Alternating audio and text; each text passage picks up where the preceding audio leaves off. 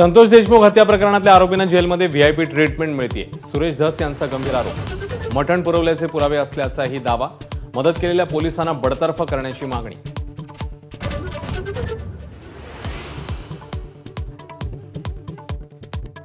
धनंजय मुंडेंच्या भेटीनंतर मस्साजोगमध्ये गेलेल्या धस यांच्यावर गावकऱ्यांचा पूर्ण विश्वास, हात वर करून दिला पाठिंबा। परळीत मात्र धनंजय मुंडे समर्थकांनी धस यांना दाखवले काळे झेंडे।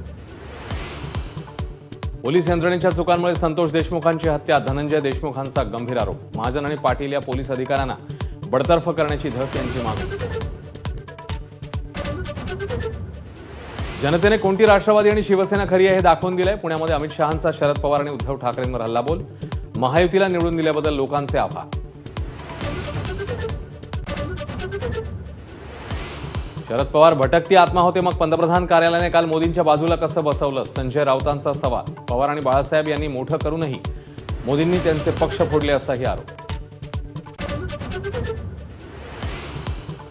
सुनील केदारांबाबत जशी कायदेशीर प्रक्रिया पाळली तशीच कोकाटेंबाबतही पाळणार, विधानसभा अध्यक्ष राहुल नार्वेकरांचं स्पष्टीकरण। कोकाटेंवर कारवाई होण्याची शक्यता, सूत्रांची माहिती।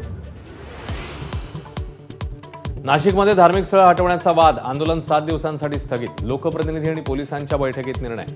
प्रकरण न्यायप्रविष्ट, 3 तारखेच्या सुनावणीनंतर हिंदुत्ववादी संघटना पुढची भूमिका मांडणार।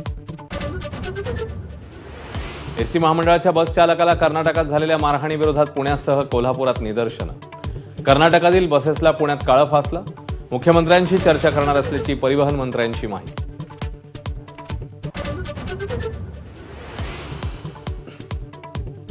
काँग्रेसचे निरीक्षक पदावरून डावलल्यानंतर रवींद्र धंगेकरांचं स्टेटस चर्चेत, एकनाथ शिंदेंची भेट घेतल्यानंतर ठेवलंय गळ्यात भगवा घातलेल्या फोटोचं स्टेटस। 4 महिन्यात भारतातून चीनमध्ये 15 वाघांची तस्करी, 3 आरोपींच्या चौकशीतनं माहिती समोर। 5 वर्षात 160 वाघांच्या मृत्यू प्रकरणी वन विभागाला भूमिका स्पष्ट करण्याचे आदेश।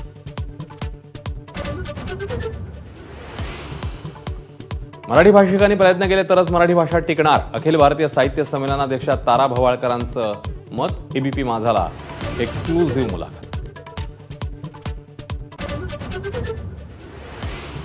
रिझर्व्ह बँकेचे माजी गव्हर्नर शक्तिकांत दास यांना मोठी जबाबदारी, पंतप्रधान मोदींच्या प्रधान सचिव पदाची जबाबदारी सांभाळणार।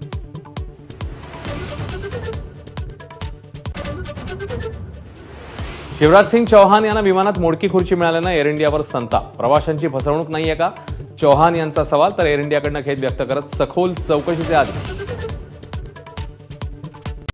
Headlines brought to you by Chitale Bandhu. आपण बघताय महाराष्ट्र